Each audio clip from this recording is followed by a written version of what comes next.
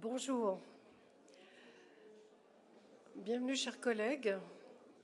Merci de démarrer parce que mon compteur a déjà commencé ici en haut.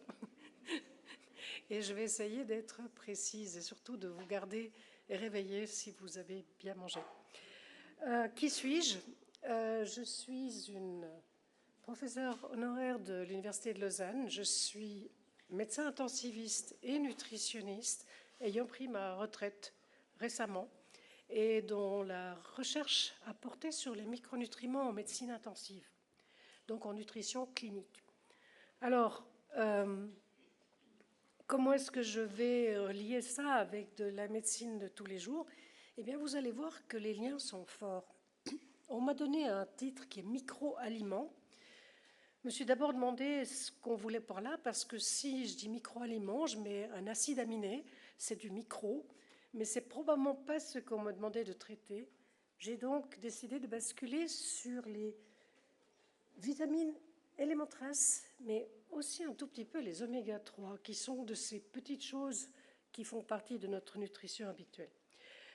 Les questions seront pour la fin, mais s'il y a quelque chose d'urgent qui n'est pas compris, ou si ma voix lâche, parce que j'ai eu une grosse crève et ma voix n'est pas tout à fait en ordre, merci de m'interrompre et de le signaler. Alors, ça fonctionne? Je suis sûre que ça fonctionne. Tac. Juste un petit moment, voilà. J'ai des conflits d'intérêts, évidemment. Je donne des cours à beaucoup d'endroits sur ce sujet des micronutriments, où nous sommes malheureusement très peu de médecins à avoir des formations complètes scientifiques. Et c'est pour ça que je suis invitée partout. Par contre, je n'ai pas d'action ni quoi que ce soit. Mon autre conflit d'intérêts important, c'est que je vous présenterai la vision des micronutriments qui prévaut au niveau de deux sociétés européennes.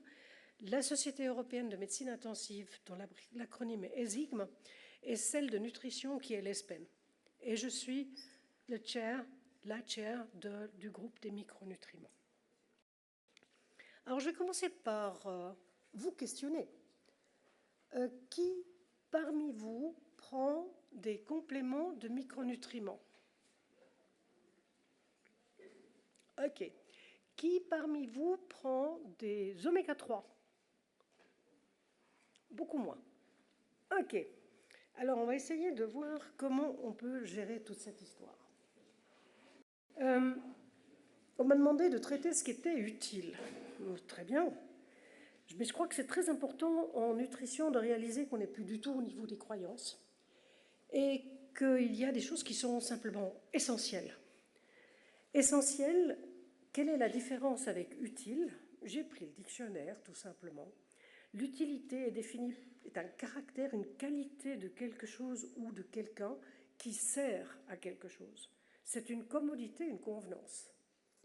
Pas très scientifique. Essentiel, par contre, c'est ce qui est absolument nécessaire ou fondamental à l'existence et à la structure, au fonctionnement de quelque chose. Et là, on va arriver aux micronutriments essentiels. Cette liste de 24 micronutriments, si l'une fait défaut, une ou multiples fonctions biologiques d'un organisme vont s'arrêter progressivement. Et vous avez vu que là-dessus, il y a des flèches bleues et des croix rouges. Les flèches bleues indiquent des micronutriments qui ont des actions antioxydantes. Et puis les rouges, vous voyez qu'elles sont nombreuses, ce sont celles qui ont des impacts sur l'immunité. Il n'y a pas d'immunité, pas de défense antivirale, rien, sans ces micronutriments-là. Alors, quelles sont leurs fonctions? Eh bien, vitamines et éléments traces ont des fonctions antioxydantes, comme je viens de le dire. Mon Dieu, je ne suis pas 100% sûre de maîtriser. Voilà. Ont des effets géniques, de fonction de transcription, fonctionnent comme coenzymes, c'est ce pourquoi on les connaît le plus souvent, ou sont des cofacteurs d'autres enzymes. Et ça va avoir des impacts sur absolument tous les organes. Il n'y a pas un organe qui ne déponde pas d'un micronutriment essentiel. Et puis alors la réparation tissulaire, totalement. Alors, vous vous occupez de patients qui viennent chez vous pour divers maux, et en fait, la maladie elle-même va provoquer des risques. Alors, on viendra tout à l'heure à la malnutrition, qui est une diminution globale de tous les apports. Alors évidemment, les micronutriments vont trinquer en même temps. Mais il y a des pathologies qui vont affecter certains micronutriments particulièrement. Et par exemple, une gastrite chronique, c'est une pathologie relativement fréquente, et bien ça va affecter la vitamine C, la D, la B2, la B12, le fer. Beaucoup de conséquences tout de suite. Les patients qui ont des pathologies inflammatoires digestives chroniques, eh bien, à cause des problèmes d'absorption qui y sont liés, ça va affecter de très nombreux micronutriments qui vont, et ça a été clairement objectivé, être en situation de déficit. Les patients d'insuffisance rénale, eux aussi, ont toute une série de choses, tout comme les patients beaucoup plus fréquents maintenant, qui sont ceux qui ont subi une chirurgie bariatrique. On ne sait pas encore les conséquences au long cours de la GLP-1, hein, donc je ne vais pas l'aborder. Par contre, l'alcoolisme, qui est quand même assez répandu dans notre population, va par deux mécanismes affecter le statut en micronutriments, par une prise alimentaire déséquilibrée et par un foie qui dysfonctionne. Donc, en fait, les patients qui vont arriver chez vous vont avoir des problèmes sur des statuts en micronutriments perturbés qui, à leur tour, vont aggraver la maladie. Et vous allez leur donner des médications pour leurs différentes pathologies, que ce soit une hypertension, que ce soit une hypercholestérolémie, un diabète, des douleurs. Eh bien, vous allez donner toute une série de médicaments qui vont aussi aggraver, impacter les statuts en vitamines et en éléments traces. Les médicaments anticholestérol, les statines, elles vont dépléter toute une série de vitamines, principalement la vitamine D, mais elles vont aussi dépléter en fer. Et donc ces patients, sous l'effet du traitement, vont voir leur situation s'aggraver. Quant au diabète, oui, le glucophage et la metformine affectent l'acide folique et la B12. Les diurétiques, eux, font du wash-out sur ce qui est hydrosoluble. Donc, vos patients ont une situation qui est une combinaison de leur maladie de base et des effets des traitements qu'ils vont savoir. Maintenant, cliniquement, je suis un médecin, je reconnais tout ça. Bon, d'abord, qui a eu des cours pendant sa médecine sur les symptômes des déficits en vitamines? Ok. C'est une minorité minime. Eh bien, vous êtes confronté à ça, parce que ça ne fait pas partie de ce qu'on vous a appris. Et je peux vous dire que mes patients de soins intensifs, c'est encore pire, parce qu'eux, ils sont généralement sédatés, intubés, ils ne sont pas capables de nous donner des symptômes visibles. Donc, comment faire? Eh bien, quand même, je vous les rappelle. Pour le faire, on parle de peau qui est pâle, d'être essoufflé. La vitamine A, c'est des problèmes de vision nocturne. La vitamine D, c'est des os qui présentent des problèmes d'ostéoporose. Le zinc, c'est aussi des problèmes de vision nocturne. L'iode, de l'hypothyroïdie.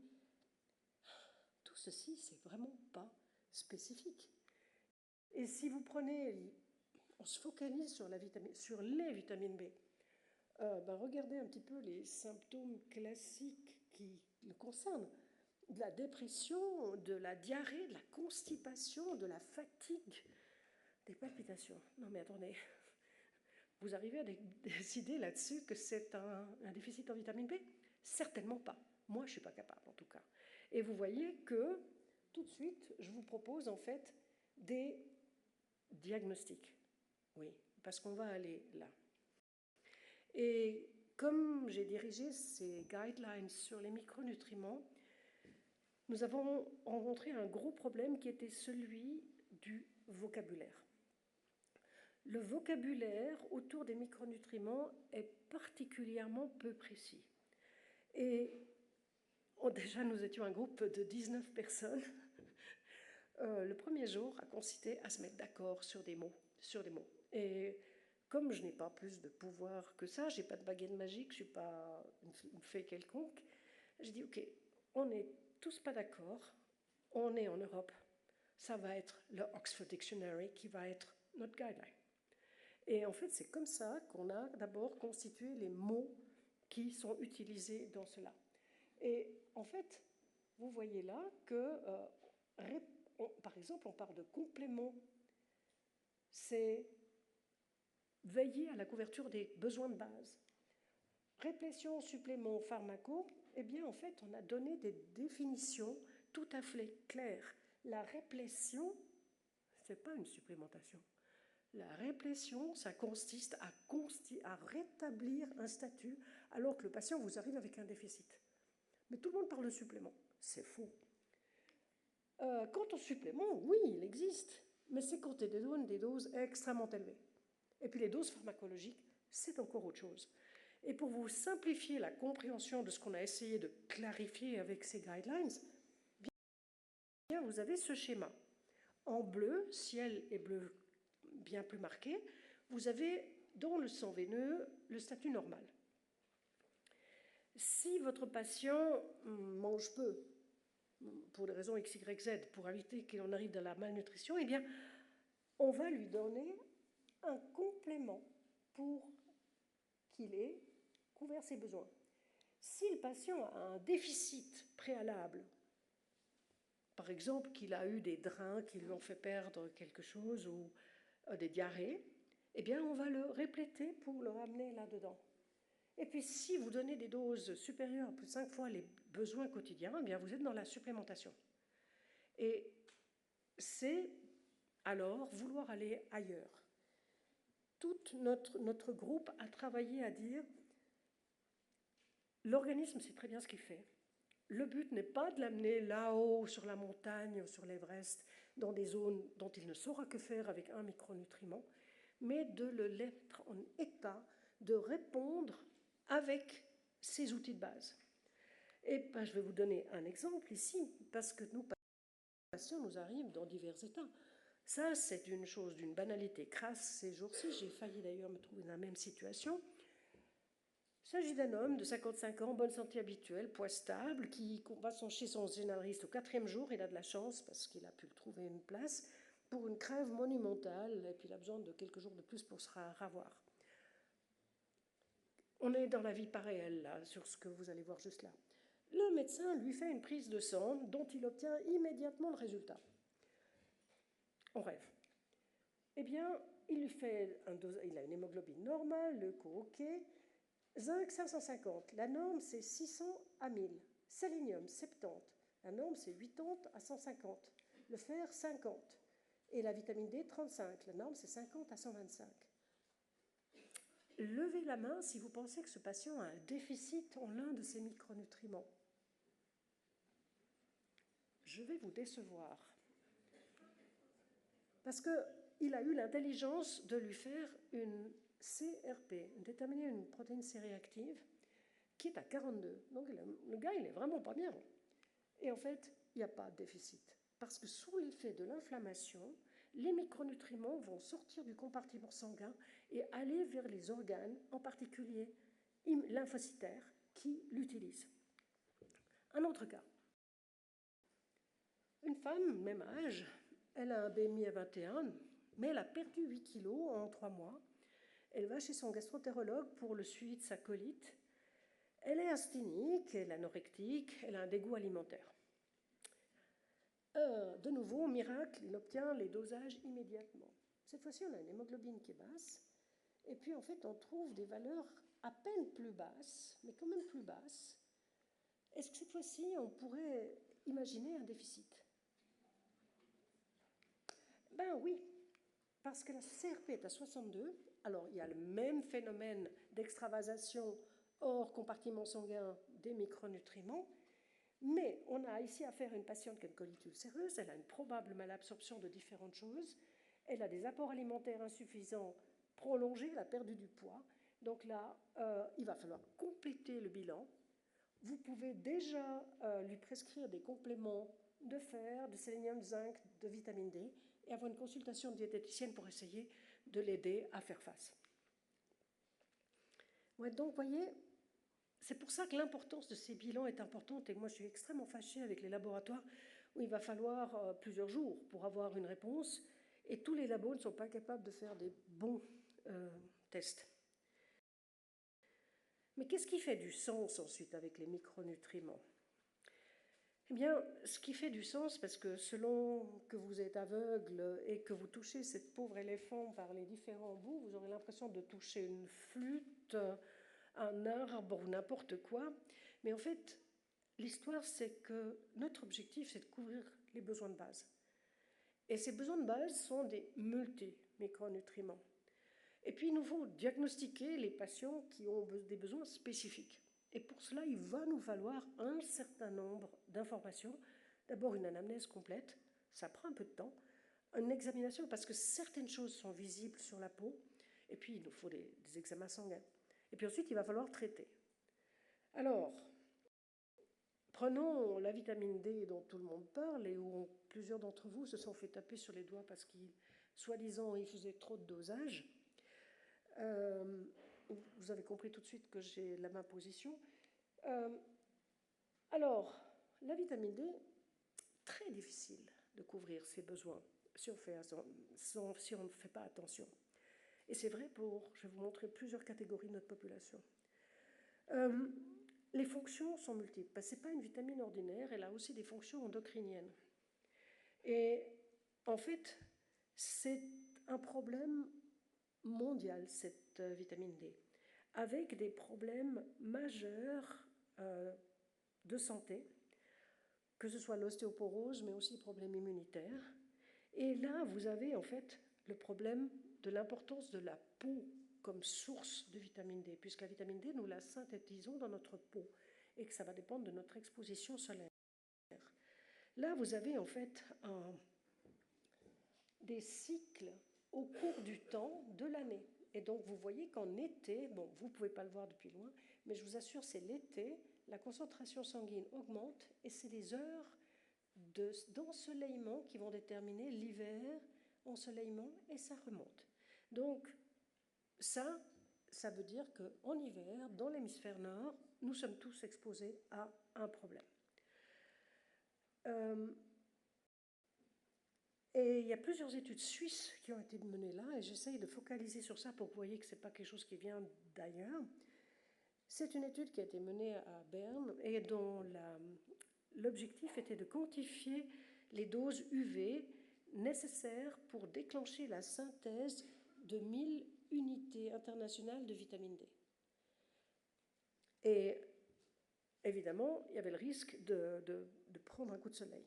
Donc, ils se sont intéressés à différentes régions de Suisse. Eh bien, en été et au printemps, avec 22% de la peau découverte, il faut 10 à 15 minutes d'exposition.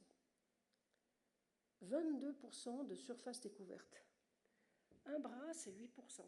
Deux bras, c'est 18%. Et puis les jambes, donc il faut découvrir au moins ça. Et il faut les découvrir complètement, sans écran, parce que dès qu'il y a un écran, il n'y a plus de synthèse. Ok. C'est généralement pas possible, et surtout, comme je vous l'ai dit, nous sommes l'hémisphère où il y a peu. Maintenant, attendez, qu'est-ce qu'il y a eu là? Voilà. Et justement, leur conclusion, c'est que sans supplémentation, et là on parle de doses et pourquoi j'utilise supplément, c'est parce que c'est des doses supérieures aux doses recommandées de base, eh bien on n'arrive pas à couvrir les besoins en automne et en hiver en Suisse. Vite vu. Maintenant, définition du déficit. Vous avez probablement entendu parler de la Société endocrine internationale et de ses guidelines. Eh bien, en 24, donc l'année passée, ces guidelines ont été redéfinis parce qu'à l'origine, ils avaient en fait défini des cut-offs tout à fait clairs de concentration sanguine correspondant à du déficit. C'était prévu dans un contexte d'ostéoporose. Ce n'était pas prévu dans un contexte inflammatoire. Beaucoup de travaux ont été faits, en particulier en soins intensifs, où les patients sont hautement inflammatoires, ces valeurs ne s'appliquaient pas, et ils ont dû revoir ces recommandations. Et on en arrive à des recommandations empiriques. Bon, et en fait, ces recommandations empiriques sont par catégorie d'âge, mais vous voyez, empirique réapparaît partout. Et en fait, ces doses-là sont des doses qui sont les DRI, mais ça veut dire qu'on prend des compléments alimentaires tous les jours pendant l'hiver chez nous. Nos guidelines de l'ESPEN pour les patients de réanimation, en réanimation, on s'est fait taper dessus parce que dès qu'on fait un dosage de vitamine D en réanimation, on a des valeurs qui sont basses. Mais il y a des bas extrêmes et des bas intermédiaires. Les bas extrêmes sont quand même considérés comme déficits. Et en fait, on sait que nos patients, à cause des différents problèmes immunitaires qu'ils ont besoin de doses bien supérieures quotidiennes. Donc, nos recommandations, elles sont là, et elles disent qu'on va donner pratiquement 10 fois les valeurs de base. Mais il n'y a pas que la vitamine D. Alors, je vous l'ai expliqué au début, on a de nombreuses vitamines. Mais je vais vous montrer un peu de clinique. Je vais vous montrer 4 radios, en fait. Elles sont faites de manière séquentielle chez un homme de 51 ans qui a consommé passablement de bière. Et vous voyez, la première, il y a une cardiomégalie claire, et puis elle va se réduire progressivement. Sur l'ECG, on a des ondes T qui sont vraiment, vous n'arrivez pas à les voir, mais croyez-moi, les ondes T sont vraiment microscopiques. Est-ce que ça vous évoque quelque chose comme ça? Une régression en un mois d'une cardiomyopathie? Je vous en dis un peu plus. Il y avait de la bière, il y avait de la malnutrition, et en fait, on va lui donner en fait on va lui donner 600 mg de thiamine tous les jours, pendant 10 jours, et puis descendre à ça. En fait, ce patient, il a un beriberi cardiaque. Sa cardiopathie congestive a récupéré en un mois. Donc, ça, vous pouvez aussi le trouver avec le sélénium, où on peut avoir des déficits suraigus qu'on corrige comme ça. Et ça a été publié dans New England il y a quelques années de ça, mais c'est vraiment important. Une autre maladie très curieuse que vous pouvez voir, et c'est celle qui est liée à quelque chose qu'on a commencé à voir malheureusement plus souvent dans le contexte de chirurgie bariatrique mal suivie, ce sont les déficits en cuivre. Pourquoi? Parce que l'estomac étant court-circuité, le tube digestif et surtout le duodénum où le cuivre est absorbé étant court-circuité par les procédures justement de bypass, pas par toutes, mais les pires bypass, eh bien, si les patients ne sont pas suivis avec des compléments alimentaires qui maintenant automatiquement contiennent du cuivre, eh bien, au bout de quelques mois, on trouve des tableaux comme celui-ci, où il s'agit d'une femme de 49 ans qui vient parce qu'elle, pendant 18 mois, elle s'est plainte de rigidité des membres inférieurs, de difficulté à marcher. Elle a des paresthésies, membres inférieurs, et des problèmes de coordination. Un neurologue finit par, ayant vu l'IRM au niveau cervical, par lui faire une détection du cuivre qui est effondré, tout comme la cérébroplasmine. Le problème, c'est que quand on en est là, on n'arrive plus à rattraper la chose. Et c'est toute la question de la prévention et de la connaissance des pathologies qui peuvent amener à des déficits. Alors une question encore pour vous, est-ce que vous pensez que le déficit en micronutriments est un problème dans notre belle Suisse? Ben, ma réponse, vous l'avez compris, j'ai mis le oui d'abord, pas sûr, le non après, mais en fait on a des données qui se sont accumulées et j'ai été plusieurs fois à Berne pour discuter avec l'OSAV, parce que peut-être que vous le savez ou pas, en Suisse, l'alimentation humaine, elle est avec la médecine vétérinaire. Elle ne fait pas partie de l'OFSP. Donc nous sommes dans la chaîne alimentaire et ça ne vaut pas mieux. Les animaux sont mieux suivis que nous, je peux vous assurer après les discussions que j'ai eues.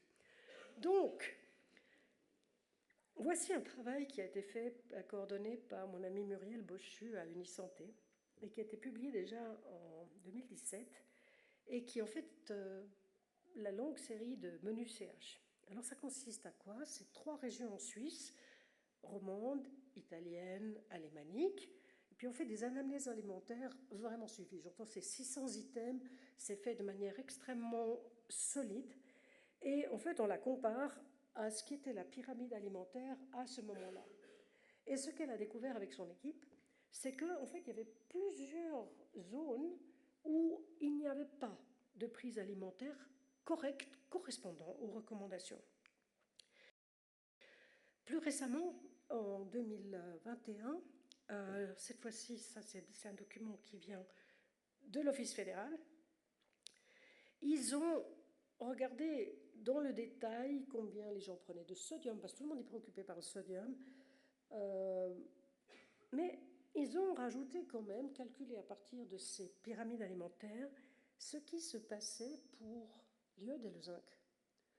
Eh bien, pour toutes les catégories d'âge, iode et zinc, mais aussi fer, se sont retrouvées insuffisantes. Présentées un tout petit peu différemment et plus facilement à voir, si vous avez ici la recommandation de prise, la Suisse se calque sur l'Allemagne et l'Autriche, la DACH, pour ces mesures, eh bien, on voit que le fer, eh bien, en Suisse romande, eh bien, il y a un tout petit peu plus de prise chez les hommes, mais toutes les femmes sont en dessous. On parle de prise alimentaire, on ne parle pas de statut. Pour l'iode, c'est 60% des besoins. Et pour le zinc, cette fois-ci aussi, un déséquilibre fréquent. Si l'on prend la vitamine D, le comparatif est le même. Eh bien, vous voyez ce qui se passe. Ça, ce sont des chiffres qui sont dans le bulletin nutritionnel suisse 2021. Je peux vous dire que ça n'a pas changé. Donc, on a un problème. Et donc, il faut des diagnostics, parce que tout le monde n'est pas là-bas en bas. Maintenant, est-ce que ça a des conséquences? Parce que c'est ça qui est important. Peut-être que c'est juste des concepts comme ça. Eh bien, cette étude, elle vient de Berne, de nouveau. Le groupe s'est intéressé à 1010 femmes qui étaient déficientes en fer au moment où elles sont venues les voir. Et elles avaient eu une prise de sang dans les 2 années précédentes. Âge moyen, 33 ans. Je ne suis donc pas en train de m'occuper d'une population non active.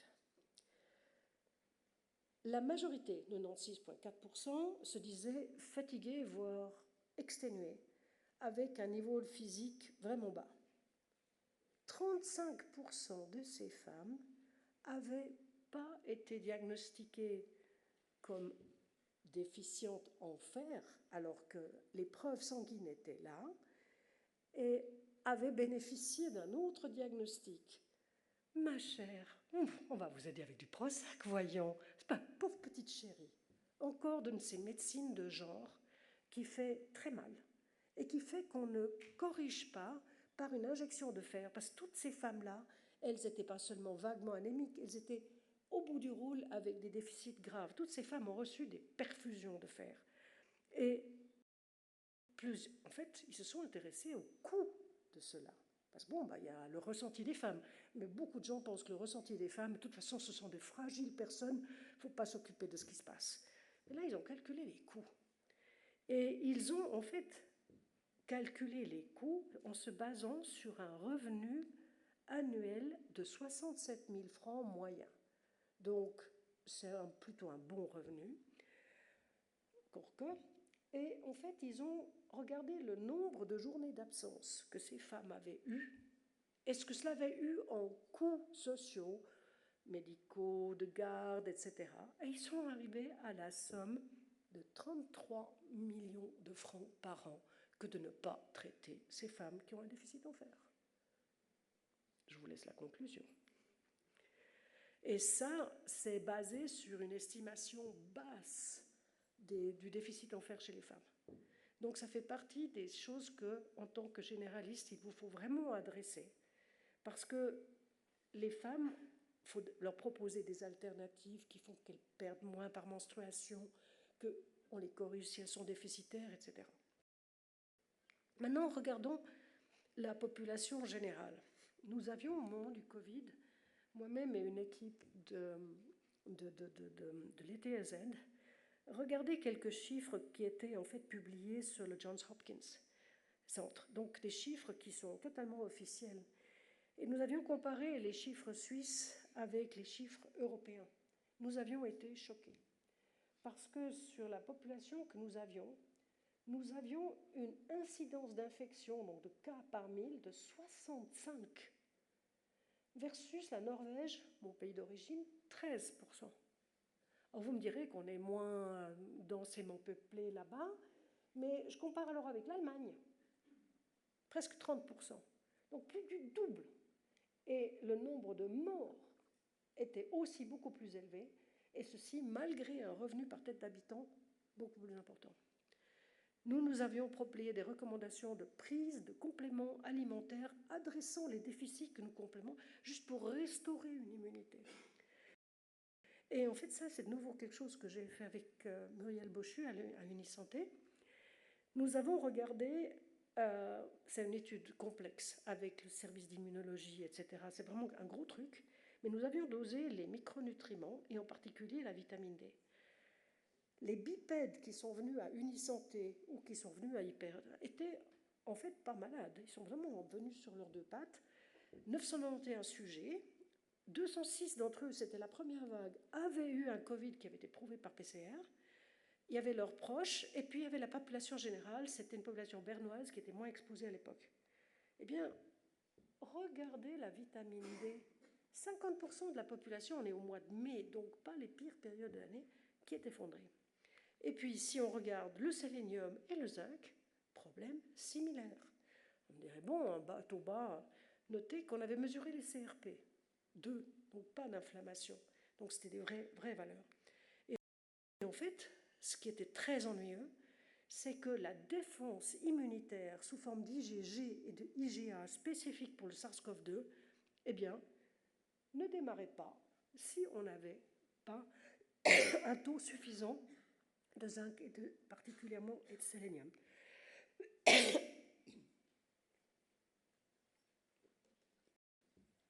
Et en fait, le lien entre malnutrition et infection, il a été complété il y a maintenant 20 ans par une investigatrice, Margaret Beck, britannique. On parlait avant malnutrition égale baisse d'immunité en comptant la susceptibilité aux pathogènes, donnant des infections. Mais maintenant, on sait que si on a un déficit spécifique en micronutriments, ça favorise une augmentation du stress oxydant dans l'organisme et ça provoque une augmentation de la virulence des virus. Et ça, c'était le cocktail que nous avions proposé à la suite de nos observations. Vitamine C, vitamine D, 2000, donc c'est 4 fois la dose, 3 à 4 fois la dose ordinaire, EPA, DHA, donc oméga 3, sélénium, zinc. Femmes et grossesse, premier trimestre, encore des données suisses. Premier trimestre, 73% de ces femmes ont un déficit en vitamine D. Ça a un impact sur le développement du fœtus. C'est tragique. Les recommandations sont de 600 unités en Suisse. C'est insuffisant. Troisième trimestre, autre unité suisse. Je vous la fais courte, pas à cause du temps qui passe. 53% de femmes dans l'échantillon pris qui sont déficitaires. Or, les recommandations de notre OSAV continuent à dire 600 unités par jour et éventuellement 800 chez les personnes âgées. Mais femmes enceintes, bon sang, bonsoir. C'est notre futur, c'est les enfants. Comment est-ce qu'on peut continuer à donner des recommandations insuffisantes? Et il faut savoir que ce que vous ne voyez pas, vous considérerez que ça n'existe pas. Quand j'ai été à Dossave, on m'a dit, mais enfin, montrez-nous des données. Ah, oui, il y a des données, elles existent. Et il faut vraiment arrêter de dire qu'on fait trop de dosage. Il faut bien sûr se baser sur une anamnèse. Il y a un papier qui a été publié en 20 qui disait que les docteurs suisses faisaient trop d'analyses et que c'était certainement motivé par des incitations financières des labos. C'est un manque de respect de vous autres.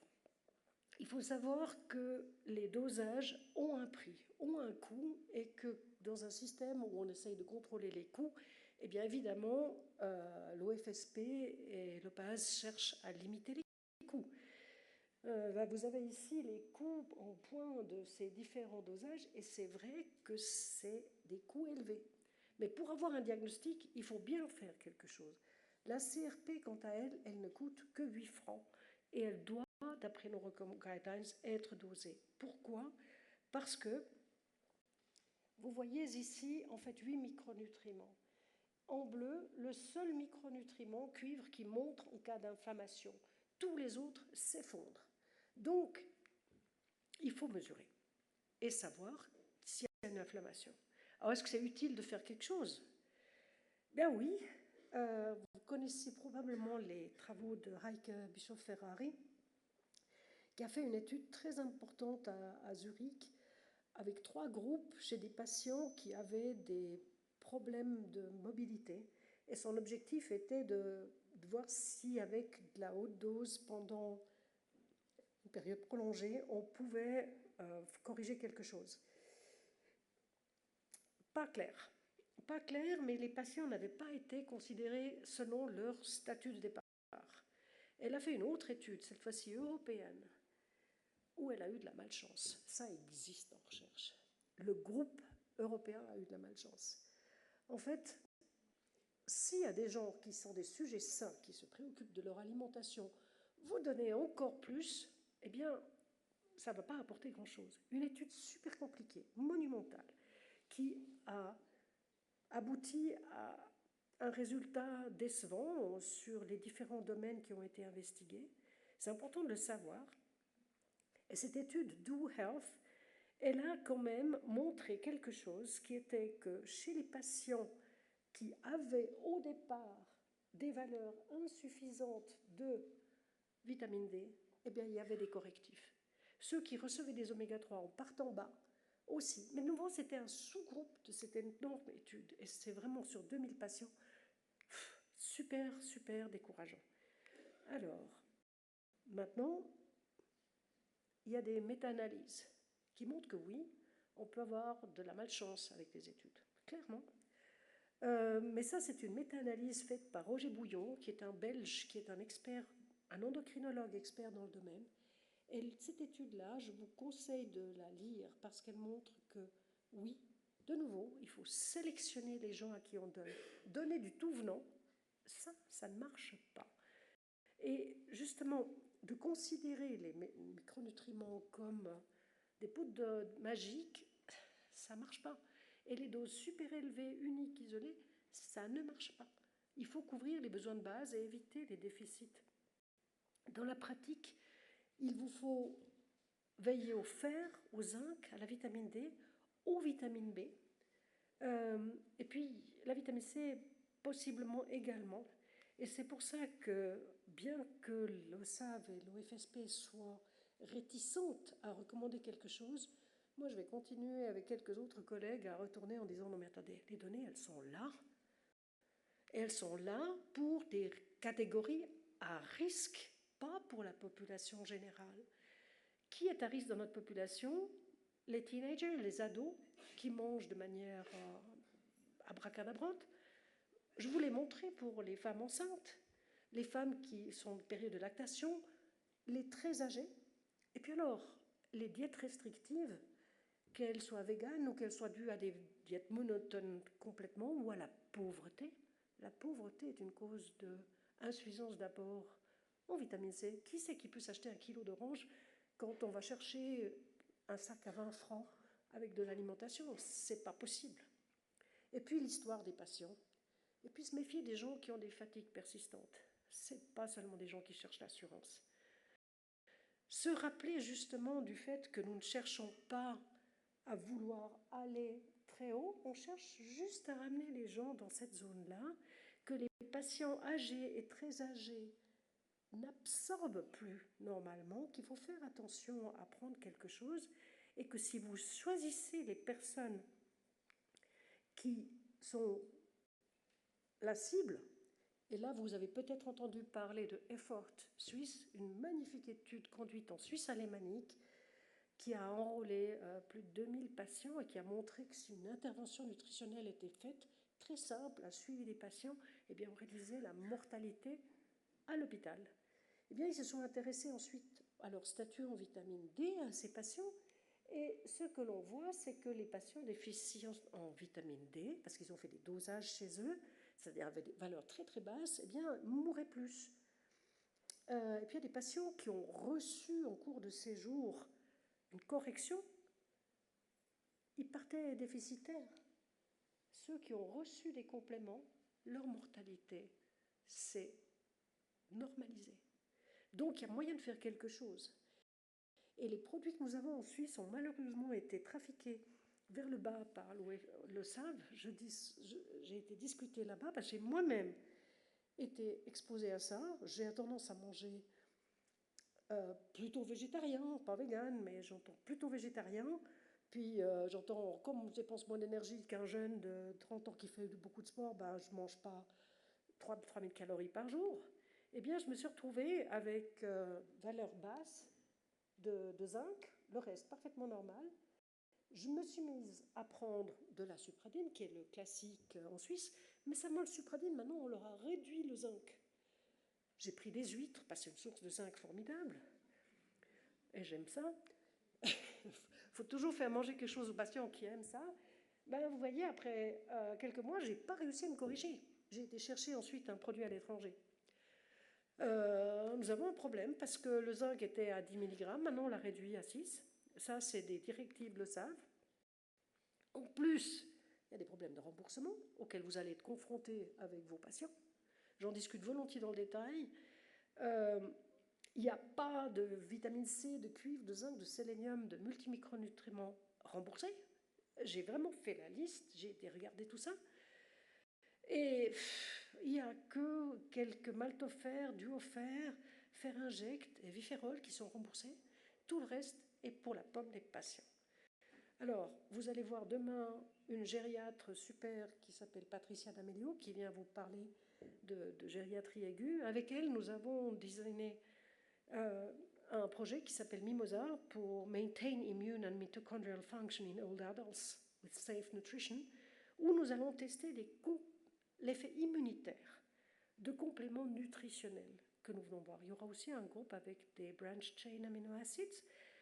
Et en fait, avec tout ça, on espère montrer sur une grosse série pour le FAS qu'il faut faire quelque chose. Alors en conclusion, la perception de l'importance des micronutriments reste faible. Dans la population, les déficits sont plus fréquents qu'on ne le pense, parce qu'on ne les mesure pas, parce que les assurances ne remboursent pas volontiers. Des produits sont disponibles, mais alors moi-même qui connais bien ce qu'il y a dans les paquets, quand je rentre dans certaines drogueries et pharmacies et que je vois ce qu'il y a là, il y a de quoi fiche la panique. Qu'est-ce qu'on doit recommander? Mais c'est aussi le fait qu'il n'y ait pas de vraies recommandations qui font que ceci peut proliférer. Si on avait des recommandations claires sur pour qui on rembourse quoi, eh bien, il n'y aurait plus cette prolifération et il faudrait un diagnostic. Donc, voilà, plein de questions, mais je suis dispo pour les discuter.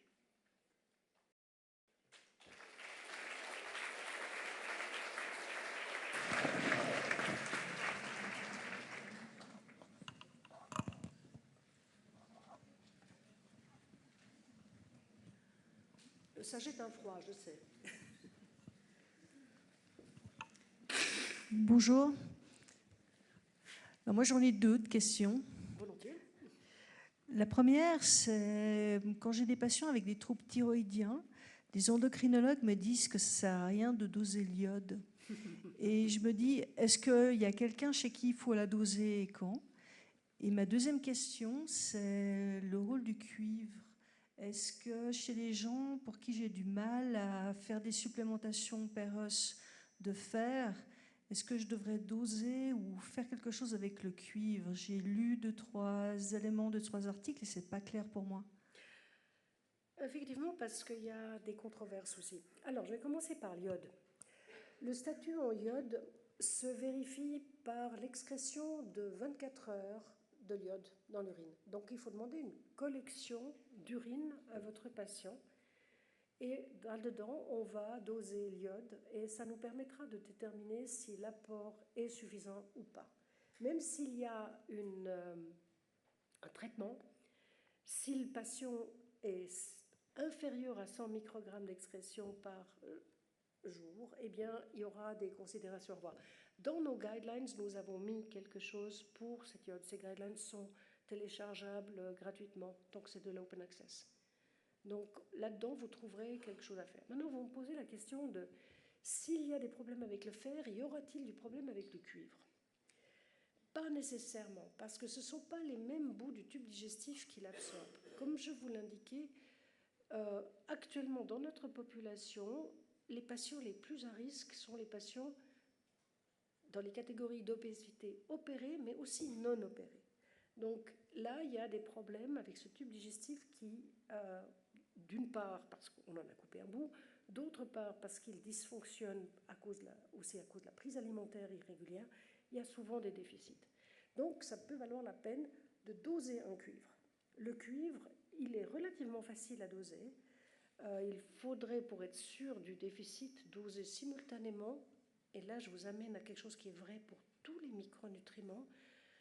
En fait, et ça c'est un autre papier que nous avons fait en open access, les problèmes analytiques liés à ces micronutriments, on les fait rarement sans leur protéine vectrice ou leur enzyme active.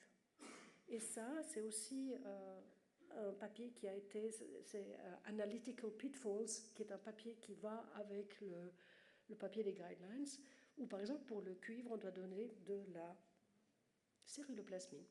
Pour le fer, c'est la ferritine. Mais là aussi, la ferritine, dès qu'il y a un rhume ou dès qu'il y a une grosse infection, ben, elle monte et vous êtes mal. Donc il y a actuellement une nouvelle protéine, un peptide qui s'appelle l'hepsidine, qui est le marqueur fiable qu'on utilise aussi en réanimation, mais qu'on n'a pas pour du quotidien actuellement. Donc, fer et cuivre ensemble, pas nécessairement, ce n'est pas des associations fréquentes, mais si vous avez des prises alimentaires irrégulières, un tube digestif pathologique, il vaut la peine de screener un tout petit peu plus large. Alors, ça va dépendre de l'assurance de votre patient. On est de nouveau confronté à des problèmes de remboursement. Toutes les assurances ne remboursent pas tout. Et si vous avez une complémentaire, mais tout le monde n'a pas de complémentaire, ça pose problème. Donc il faut bien discuter avec votre patient s'il a une complémentaire ou pas avant de lancer dans un bilan qui, selon l'importance de ce que vous y incluez, peut aller à 600 balles. Donc dans les hôpitaux, nous n'avons pas ce problème parce que ça rentre dans le forfait global, donc ça ne pose pas cela. Je ne sais pas si ça répond à votre question un peu. Okay.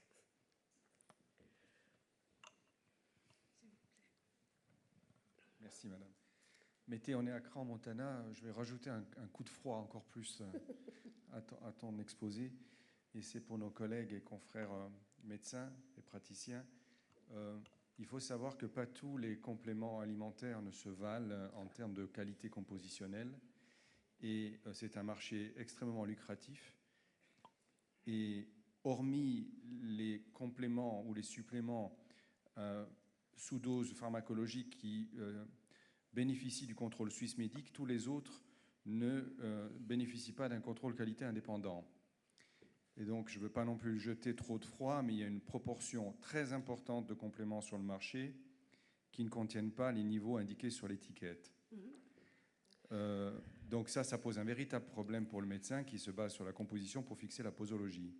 Donc c'est juste pour vous rendre attentif à ce problème majeur. Alors, Serge Rézy et moi-même, nous travaillons ensemble avec l'équipe d'Unisanté sur plusieurs projets. C'est pour ça que merci de cet apport que tu apportes là, parce que c'est un vrai problème. Et c'est pour ça que je plaide aussi pour qu'à l'OFSP, à l'OSAV, il y ait des recommandations. Parce que le jour où il y a des recommandations, ben, il y a des contrôles.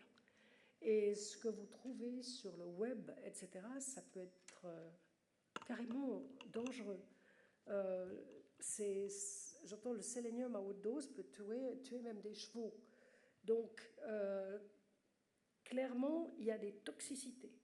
Et si vous n'avez pas des produits, je dirais, européens, pour qu'on soit quelque chose d'à peu près raisonnable, parce que l'EU a aussi des régulations, mais les pays autres, moi je suis extrêmement méfiante, parce que j'ai vu de tout et lu des case reports épouvantables. Alors, je parlais de la supradine, parce que c'est celle qui est utilisée dans l'hôpital où je travaillais, qui est le CHUV, mais il y a quelques autres très bons produits qui sont sur le marché. Tu avais travaillé avec la Suisse, la TSR, et vous aviez fait une émission à ce sujet, donc on peut retrouver cette émission sur des produits, mais je crois que vous ne vous étiez pas prononcé sur des produits spécifiquement. Hein. C'était une enquête de la FRC sur un lot de produits qui n'est peut-être pas représentatif de la situation globale en Suisse, mais il y avait une série de 10 produits qui avaient été échantillonnés complètement par hasard dans les pharmacies. Donc on ne parle pas des produits trouvés sur Internet. Et parmi ces 10, il y en avait 4 qui n'étaient pas conformes à la composition affichée, dont un produit qui était un fortifiant en fer destiné aux femmes enceintes et qui ne contenait pas de fer. Donc, yes. Je vous ai montré que celles qui étaient remboursées, c'était entre autres des produits IV en fer. Hein. Et puis ceux qui vous diront que pour le fer, on peut le prendre Péros, je ne sais pas si les femmes dans la salle qui ont eu un déficit en fer ont essayé. C'est peu efficace et ça fait des gastrites monumentales. Donc, quand vous avez des femmes qui ont des déficits en fer, c'est l'injection de fer, s'il vous plaît, qui est à faire, même si les assurances vous demandent de bien justifier. C'est pour ça qu'il faut avoir un bon bilan avant de vous lancer dans cette période pour que vous puissiez répondre à l'assurance. Et puis, utiliser la référence que j'ai produite là, que volontiers je mets à disposition. Non, c'est problématique et ça n'a pas été considéré. L'OMS signale ce problème au niveau mondial. Donc il y a des vrais problèmes sur la vitamine A, sur le fer, sur le zinc au niveau mondial et des encouragements par l'OMS à développer des produits abordables aussi dans les pays à bas revenus. Voilà. J'ai encore une question, je peux la poser? Bien sûr. Ok, merci. Le taux de vitamine D étant plus élevé en été qu'en hiver, est-ce qu'on peut assumer qu'on fait de la réserve ou est-ce que c'est totalement absurde? C'est pas absurde, mais effectivement, elle est utilisée très rapidement dès que on en produit juste suffisamment pour tourner. Donc on ne constitue pas de réserve. Il y en a très peu dans le foie. C'est typiquement une vitamine que l'on trouverait s'il y avait du surdosage dans le foie. Mais on n'en produit pas suffisamment pour constituer des réserves qui nous permettent de passer l'hiver comme les marmottes.